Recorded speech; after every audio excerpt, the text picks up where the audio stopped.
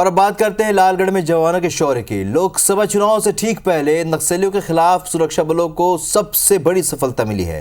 कांकेर के छोटे बेटिया में हुए मुठभेड़ में 29 वर्दीधारी नक्सली ढेर कर दिए गए हैं। साथ ही ग्राउंड जीरो से बड़ी मात्रा में हथियार भी बरामद किया गया है। 7 AK-47, 3 LMG समेत कई अत्याधुनिक हथियार यहां बरामद किए गए हैं। मारे गए नक्सलियों में 25 लाख रुपए का इनामी नक्सली लीडर शंकर राव और 10 लाख रुपए की इनामी नक्सली ललिता भी शामिल हैं। मुठभेड़ में BSF के इंस्पेक्टर और DRG के 2 जवान घायल हुए हैं। इनमें घायल BSF इंस्पेक्टर रमेश चंद्र चौधरी और DRG जवान श्रीकांत चिमाली और को एयर लिफ्ट करके रायपुर लाया गया है। नक्सली लगभग 50 की संख्या में थे ऐसा बताया जा रहा है और जवानों की संख्या लगभग 200 थी। कांकेर नक्सल मुठभेड़ पर केंद्रीय गृह मंत्री अमित शाह ने कहा है कि जब से हमारी सरकार बनी है नक्सल के खिलाफ अभियान तेज किया गया है। मुझे पूरी उम्मीद है जल्द ही नक्सलियों का सफाया होगा।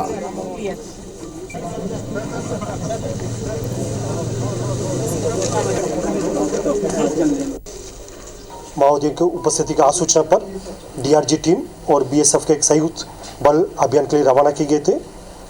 अभियान के दौरान लगभग सुबह से लगातार सर्चिंग जारी थी। इलाका में दोपहर 2 बजे से लगातार सुरक्षा बल या माओवादियों के बीच में मुठभेड़ हुई। ये मुठभेड़ लगभग 4 घंटे चलते रहा रुक कर और अच्छी कोऑर्डिनेशन के साथ DRG के अलग अलग टीम्स थे, साथ में BSF के टीम थे। आपस में बेहतर समन्वय स्थापित करते हुए जो माओवादियों का खिलाफ प्रभावी रूप से कार्रवाई की गई थी। कल छत्तीसगढ़ में सुरक्षा बलों को बड़ी सफलता प्राप्त हुई है।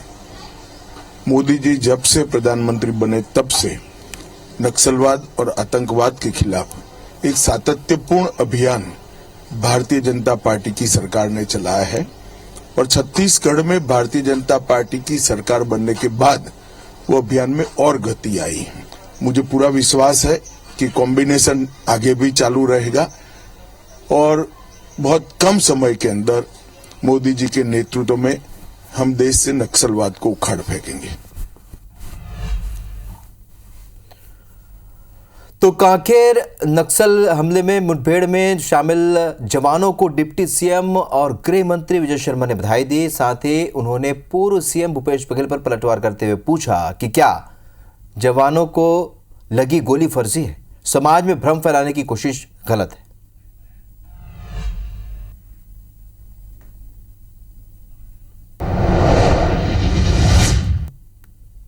जवानों के सामर्थ्य पर, जवानों के कंधों की ताकत पर कल जो कुछ हुआ है कांकेर के दक्षिण में और नारायणपुर के उत्तर में, उस ऑपरेशन में बड़ी सफलता, आज तक की सबसे बड़ी सफलता सुरक्षा बलों को मिली है। इसके लिए CRPF, DRG, Bastar fighters, CF, इन सभी के जवानों को मैं हृदय से बधाइयाँ देता हूँ। निसंदेह इस बात को कहना चाहता हूँ कि जब तक कांग्रेस की सरकार रही, जब आज इस तरह की बात शुरू हो रही है, भूपेश बघेल जी कह रहे हैं कि एनकाउंटर फर्जी है, तो मैं क्या उन 2 जवानों से मिलकर मैं आया हूं जिनको गोली लगी है, क्या वो फर्जी है? मैं ये कहना चाहता हूं कि ये वर्दीधारी सारे के सारे 29 के 29 वर्दीधारी थे, क्या ये गलत है? उनके पास से SLR, इंसास, AK-47, 303 राइफल्स ये सब मिले हैं, तो क्या ये गलत है? इस तरह का भ्रम फैलाने की कोशिश पूरे समाज में ये बहुत गलत है। आपने अपने कार्यकाल में 250 सड़कें बनाने के लिए कभी ध्यान नहीं दिया, 90 से अधिक पुल पुलिया बनाने के लिए ध्यान नहीं दिया, कभी ऑपरेशंस के लिए ध्यान नहीं दिया। और जब भाजपा के कार्यकर्ताओं की हत्या होती रही, अन्य लोगों की हत्या होती रही, तो घड़ियाली आंसू बहाते रहे आप। आज आप इस तरह की बात कर रहे हैं, ये बहुत दुर्भाग्यजनक है। ये बिल्कुल ऐसे नहीं होना चाहिए। जिस तरीके से राहुल गांधी जी ने पहले यहीं बिलासपुर में कहा था झीरम के संदर्भ में, जिस तरीके से भूपेश बघेल जी ने कहा कि झीरम के सबूत तो मेरे जेब में रखे हैं, तो आज तक जेब ही में रखे हैं वो।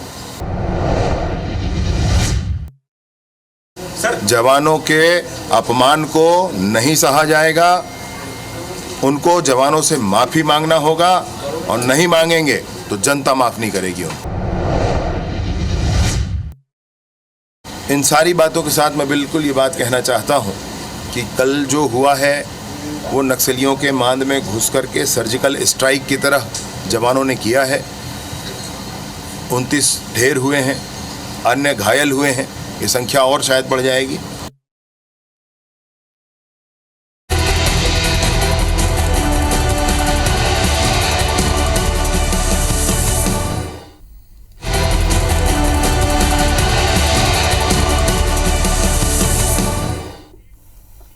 तो लोकसभा चुनाव से ठीक पहले नक्सलियों के खिलाफ सुरक्षा बलों को बड़ी सफलता मिली है। कांकेर के छोटा बेटिया में हुए मुठभेड़ में 29 वर्दीधारी नक्सलियों को मार गिराया गया। साथ ही ग्राउंड जीरो से बड़ी मात्रा में हथियार भी बरामद किए गए हैं। 7 AK-47, 3 LMG समेत कई अत्याधुनिक हथियार बरामद किए गए। तस्वीरें आप एक्सक्लूसिवली देख रहे हैं। मारे गए नक्सलियों में 25 लाख रुपए का इनामी नक्सली लीडर शंकर राव और 10 लाख रुपए की इनामी नक्सली ललिता भी शामिल है। मुठभेड़ में BSF इंस्पेक्टर और DRG के 2 जवान घायल हुए। इनमें घायल BSF इंस्पेक्टर रमेश चंद्र चौधरी और DRG जवान श्रीकांत श्रीमाली को एयरलिफ्ट कर रायपुर लाया गया। नक्सली लगभग 50 की संख्या में थे और जवानों की संख्या लगभग 250 के ऊपर थी।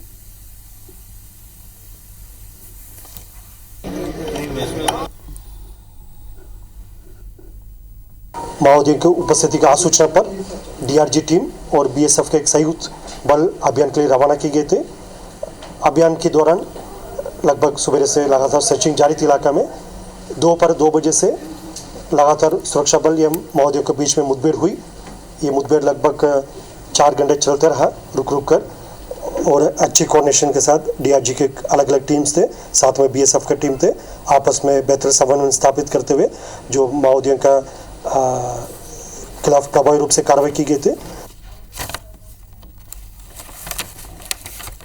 और सीधे रुक कर लेते हैं कांकेर का। राजेश राज हमारे साथ लाइव जुड़े हुए हैं ग्राउंड जीरो से। हमें नरेश मिश्रा ने भी हमें अपनी सारी स्टोरीज भेजी, हम तक पूरी जानकारी पहुंचाई और कल से ही डटे हुए हैं कांकेर में राजेश राज, हर एक इंफॉर्मेशन हम तक पहुंचा रहे हैं। राजेश, इस वक्त आप कहां पर मौजूद हैं? ठीक है, मैं देख पा रही हूं अत्याधुनिक हथियार बरामद किए गए हैं, वहीं पर आप मौजूद है। दिखाइए दर्शकों को क्या कुछ बरामद हुआ है नक्सलियों के पास से।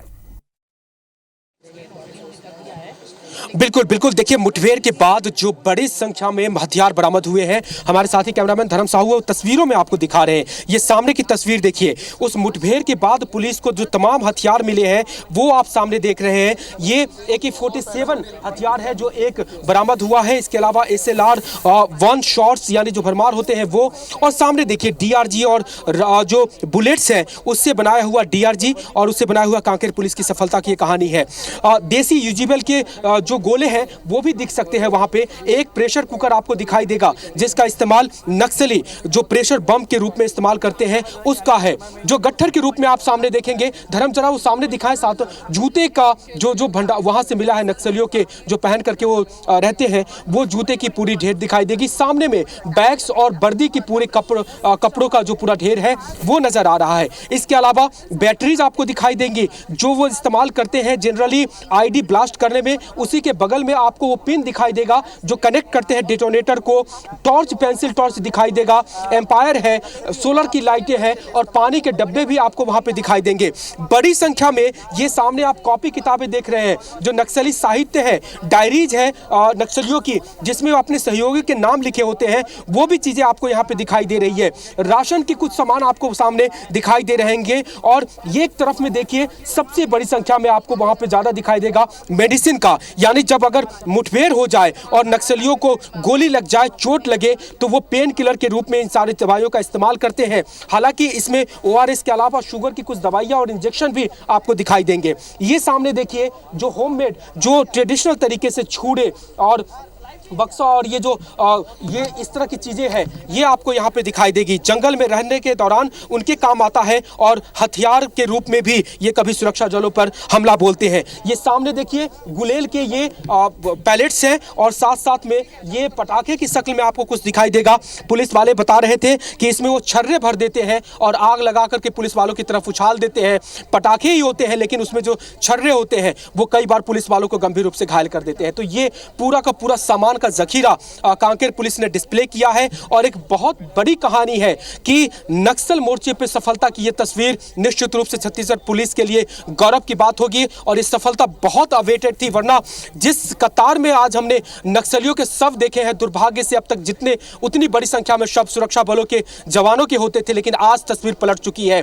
और ये जो लाइन से 29 की तस्वीरें आई है वो माओवादियों की है, वो नक्सलियों की है और एक बहुत बड़ा सेटबैक उनको लगा है। लेकिन आपसे ये समझना चाहेंगे, जैसा कि आप बता रहे हैं कि कितनी बड़ी तादाद में यहाँ पर पिस्टल है, AK-47 है, अत्याधुनिक हथियार है और पूरे के पूरे जो कमांडोज है, जो प्रतापपुर डिवीजन रेंज के जितने भी नक्सलाइट्स है वो यहाँ पर एकत्रित हुए थे, यानी कि कुछ रणनीति बना रहे थे। 19 अप्रैल को यहाँ पर मतदान होना है और उससे पहले यहाँ पर ये लोग सब लोग मिल रहे हैं, इकट्ठे हो रहे हैं, बातचीत कर रहे हैं, यानी कि साफ है किसी बड़े पुलिस का भी सहयोग जितना इच्छनीय है उससे ज्यादा ही मिल रहा है। इसका परिणाम है कि सरकार बनने के बाद छत्तीसगढ़ में लगभग 3 महीने के समय में 80 से ज्यादा नक्सली ढेर हुए हैं, 125 से ज्यादा अरेस्ट किए गए हैं और 150 से ज्यादा नक्सलियों ने सरेंडर किया है। मुझे पूरा विश्वास है कि कॉम्बिनेशन आगे भी चालू रहेगा और बहुत कम समय के अंदर मोदी जी के नेतृत्व में हम देश से नक्सलवाद को उखाड़ फेंकेंगे। तो केंद्रीय गृह मंत्री अमित शाह को आप सुन रहे थे, छिंदवाड़ा से दिल्ली पहुंच चुके हैं और उन्होंने कहा है कि ये सुरक्षा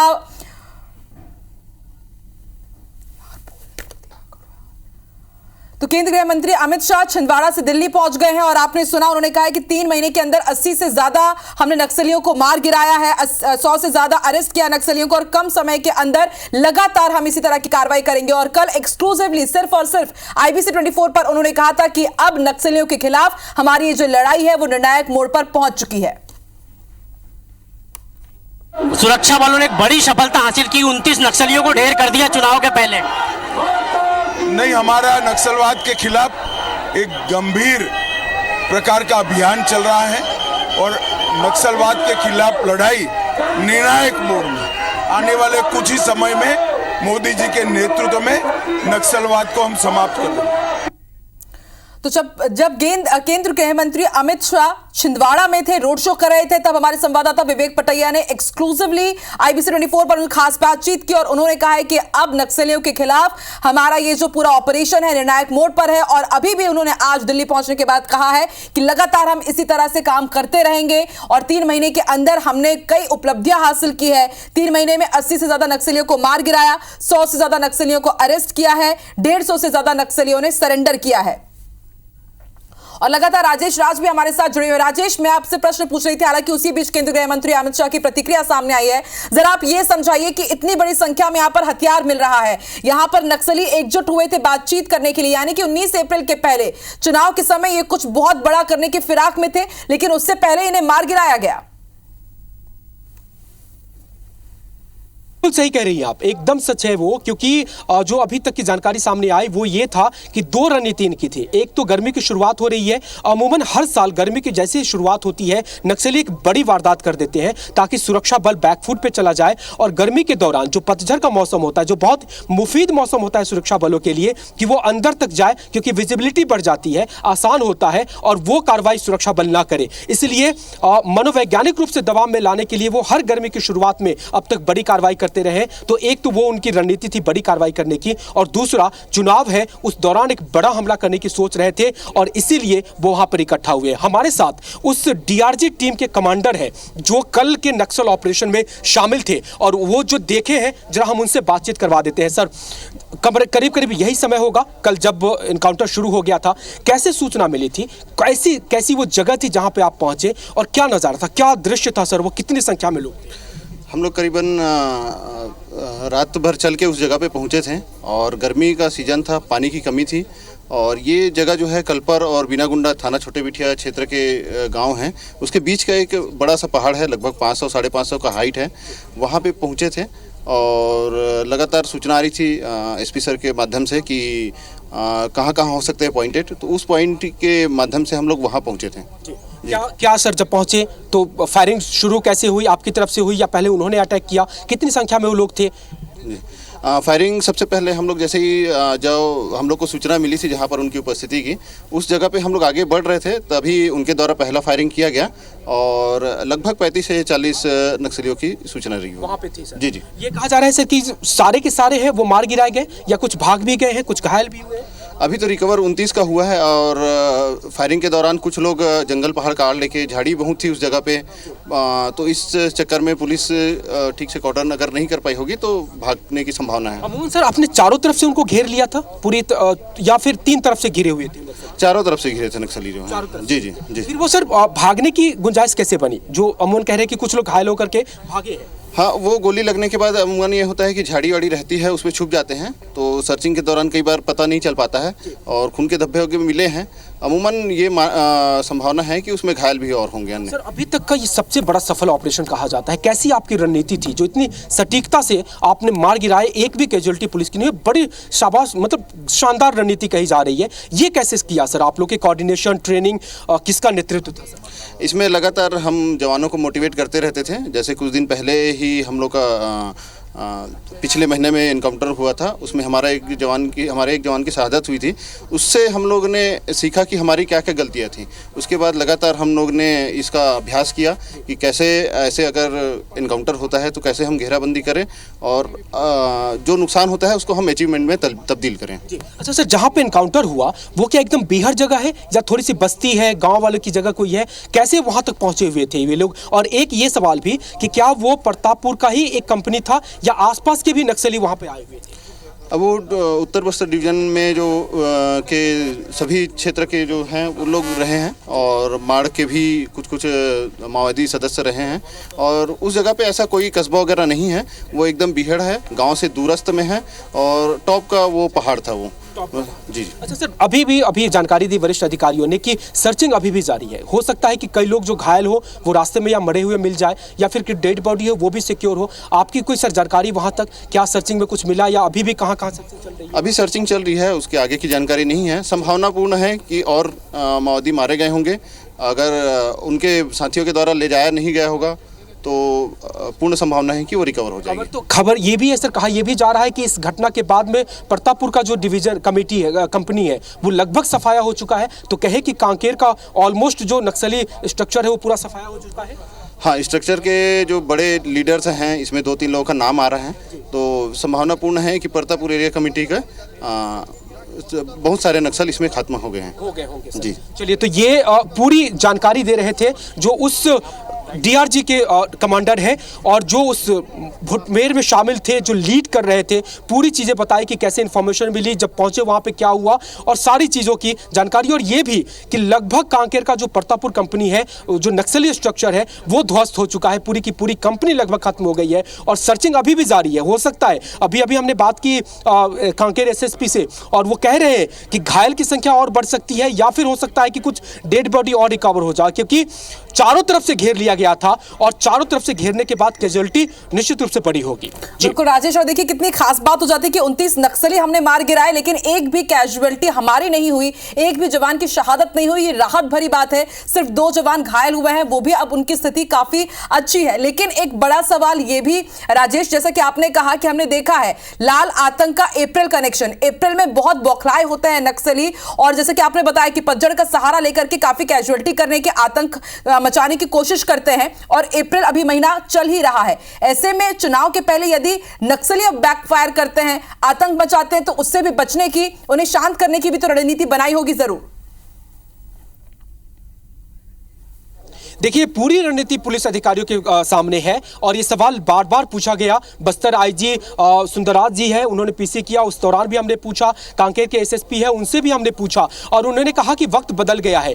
डोमिनेशन लेवल पे अब पुलिस बल आ चुकी है। लगातार ट्रेनिंग की वजह से इनपुट सिस्टम काफ़ी अच्छा सुधर चुका है। जो गोपनीय सूचना मिलती है वो काफ़ी बेहतर हो चुका है और उसके चलते आप देखेंगे कि पिछले कुछ समय से लगातार छत्तीसगढ़ की पुलिस और सुरक्षा बल अपर लेवल पे है, यानी ऊपर हाथ पर है। कैजुअलिटी अब नक्सलियों की बड़ी हो रही है। और यह भी सच है कि इतनी बड़ी खामियों के बाद अगर नक्सली कुछ और रिटेलिएट करने की कोशिश करते हैं तो वो स्ट्रेटेजी भी छत्तीसगढ़ के सुरक्षा बलों के पास और पुलिस के पास है, और वो कहने हैं कि लगातार जुटे हुए हैं। वरना सोचिए कि 29 के 29 नक्सली मार गिराए गए, और वो भी इतनी बड़ी चीजें हम इससे पहले भी जानते थे, इसके पहले भी सूचना मिलती थी कि यहाँ पे बड़ी संख्या में नक्सली जमा हुए हैं और उनको एनकाउंटर करने के लिए सुरक्षा बल जाते था और वहां पर ट्रैप हो जाता था और सुरक्षा बल को भारी नुकसान उठाना पड़ता था। लेकिन इस बार सटीक सूचना और सटीक रणनीति और भारी जबरदस्त तैयारी के बीच में 29 शव तो बरामद हुए हैं। बाकी राजेश, देखिए फिल्म का एक डायलॉग है कि ये नया भारत है, ये दुश्मनों के घर में घुसेगा भी और उन्हें मारेगा भी। और नक्सलियों के लिए भी लाइन बिल्कुल सटीक बैठती है, क्योंकि नक्सलियों के गढ़ में ही हम घुसे,